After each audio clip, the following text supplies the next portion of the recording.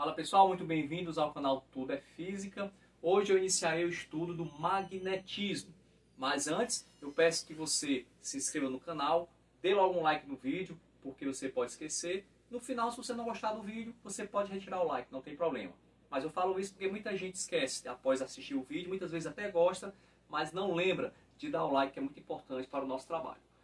No vídeo de hoje a gente vai falar sobre alguns conceitos iniciais do magnetismo. O magnetismo, esses fenômenos magnéticos, eles já são observados há muito tempo na humanidade. Um dos primeiros registros que nós temos é do grego Tales de Mileto, que percebeu que um certo mineral ele tinha a capacidade de atrair alguns objetos. Esse mineral recebeu o nome de magnetita, em homenagem à cidade onde ele encontrou esse mineral, chamada Magnésia. Essa cidade, hoje, ela não existe mais, mas a região onde ficava essa cidade é na Turquia, na atual Turquia. O magnetismo, então, se desenvolveu e hoje nós temos uma ciência unificada entre magnetismo e eletricidade, o eletromagnetismo.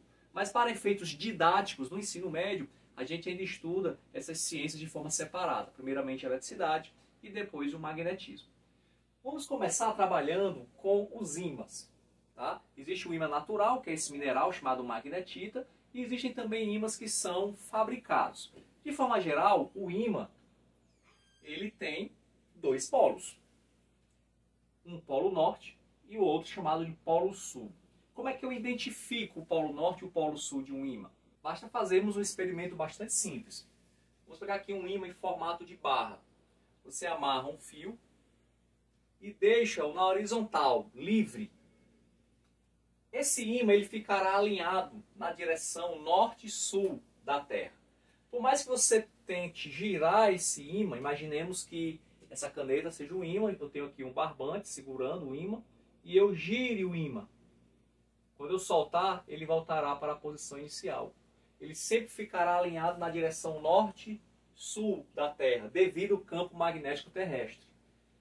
O polo que aponta para o norte da Terra, nós chamamos de polo norte. Obviamente, o polo que aponta para o sul da Terra, eu chamo de polo sul. Então, os ímãs possuem dois polos, um polo norte e um polo sul. Nada de polo positivo, polo negativo. É polo norte e polo sul. Esses polos, eles interagem entre si. Interação entre os polos de um ímã. Se você aproxima sul com o sul, haverá uma força de repulsão. Sul com norte, ou norte com sul, uma força de atração. Faltou colocar norte com norte, né?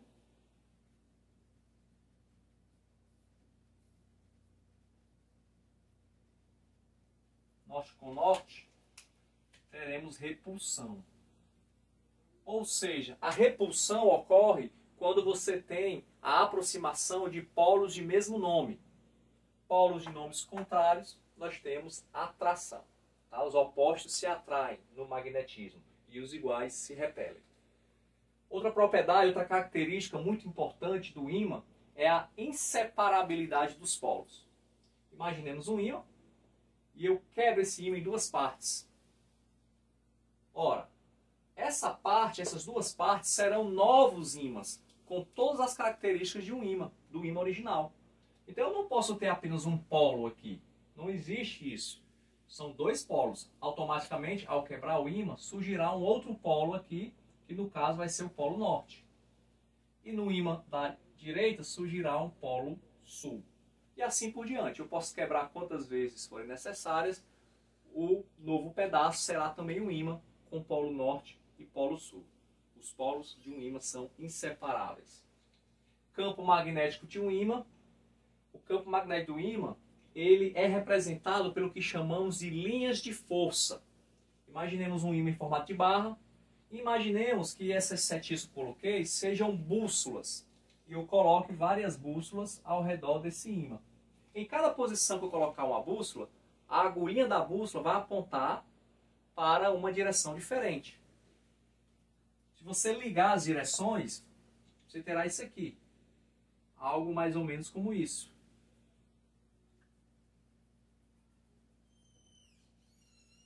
Essas linhas de força são linhas imaginárias, obviamente, mas elas são muito úteis para que nós possamos entender como funciona, como se comporta o campo magnético em um ímã. Então, externamente, o campo magnético de um ímã é do norte para o sul. Esse é o sentido. Mas internamente é do sul para o norte.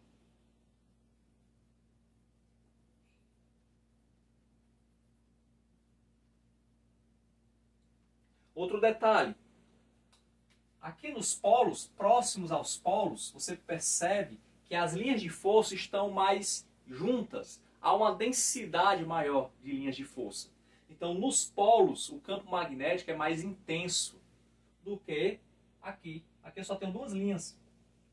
Já aqui eu tenho 4. Então, nos polos, há uma concentração de linhas de força. Então, o campo magnético ele é mais forte, é mais intenso. Outro detalhe, o campo magnético ele pode ser representado por um vetor. E a linha de força, ela nos ajuda a identificarmos a direção e o sentido desse vetor. Por exemplo, aqui no ponto A. Para onde aponta o vetor campo magnético? Ou seja, se eu colocar uma bússola no ponto A, para onde a agulha da bússola vai apontar?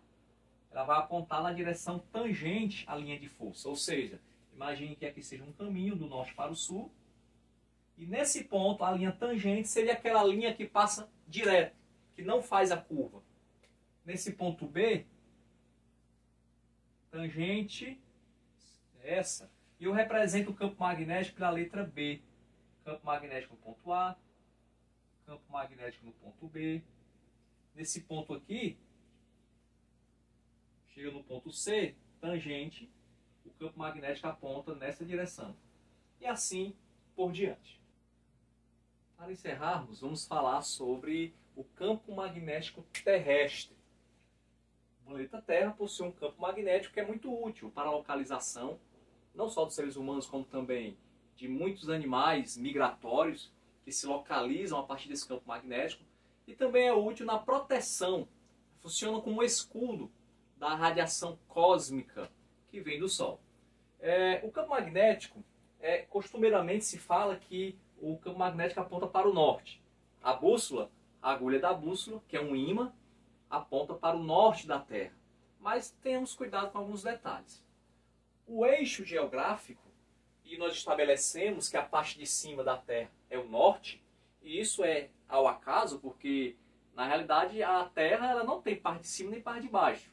Se nós formos olhar como no universo como um todo. Mas padronizamos como o mapa mundi, a parte de cima norte, a parte de baixo sul. No entanto, o eixo magnético não coincide com esse eixo geográfico. Há uma diferença.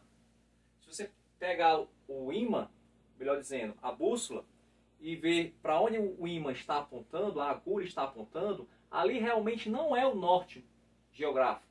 Está apontando a agulhinha da bússola para o sul magnético. Lembra que nós vimos agora há pouco, eu acabei de apagar, que no ímã,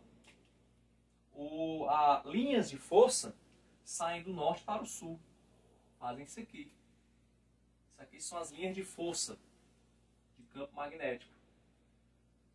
Então, onde você estiver aqui no planeta Terra, a agulha da bússola vai apontar numa direção tangente a essa linha de força. Que, dependendo da localização, vai ter uma diferença considerável entre para onde a agulha está apontando e para onde o norte geográfico realmente está. Por quê? Porque a agulhinha, ela pouco se importa, a agulha da bússola, para onde está o norte geográfico. O que interessa para um ímã é o magnético. No caso, o sul magnético. Só que o sul magnético está numa posição relativamente próxima ao norte geográfico. Então, quando nós dizemos que a agulha de uma bússola aponta para o norte da Terra, não é tão verdade assim. Na realidade, aponta para o sul magnético, que pode estar, dependendo da posição que a pessoa estiver no planeta Terra, essa direção pode ser bem próxima, ou não, da direção do norte geográfico. Essas linhas de força são radiais no caso, né? Indo do norte magnético para o sul magnético. Essa diferença entre o eixo magnético e o eixo geográfico chama-se declividade magnética. E esse ângulo, como eu já disse, depende da posição, da localização do planeta Terra. Ok? Então esses são conceitos bem iniciais sobre magnetismo. Aguardo você nos próximos vídeos, onde nós vamos aprender a calcular campos magnéticos em várias situações, numa espiral circular, campos magnéticos criados por corrente elétrica, de forma geral. Ok? Agradeço a sua visita ao meu canal mais uma vez. Se tiver gostado, taca o like aí no vídeo. Aguardo você nos próximos vídeos. Até lá e bons estudos!